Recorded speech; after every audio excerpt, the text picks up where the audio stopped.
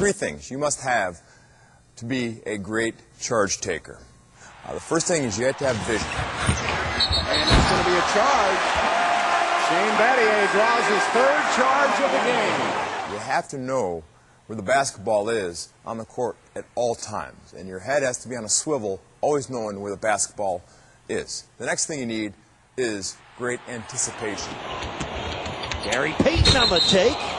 And Shane Battier draws the offensive foul. You have to know in a split second when a LeBron James or Paul Pierce or Allen Iverson is driving to the basket in a nanosecond. You have to think in your mind, is he out of control to the point where if I came over and took the charge, would I get the call?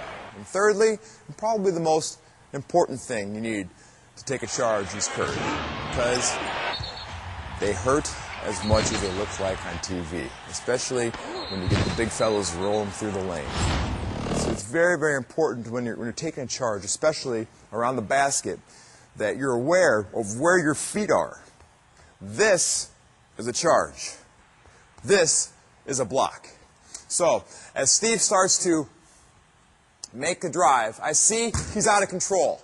My first reaction is to get in front of the rim and get square. And get square. Most important thing is protect yourself for obvious reasons. And I want to take his shoulder into my chest as square as possible. And with the contact, you fall over. When you fall, you want to let your derriere absorb most of the impact. Chuck, if you're watching this, I know you'd be a very good charge taker, although you probably didn't take very many in your career. Now you'd be a great one. And you want to use the sweat on your back and sort of slide across the floor instead of just going down with a thud.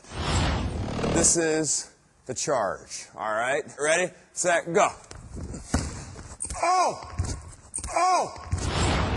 If I'm playing a player and I know that he has a great first step going to his right hand. So if he has the ball in the wing, I'm going to shade his right hand a little bit. And on occasion, I can guess that he's going to go really hard to the right, and I'm going to step in and beat him to the spot. And hopefully, if I guessed right, he hits me square in the chest, and I will go down and take the charge. The charge is a weapon that, although it doesn't get a lot of press, you won't see it on many highlights.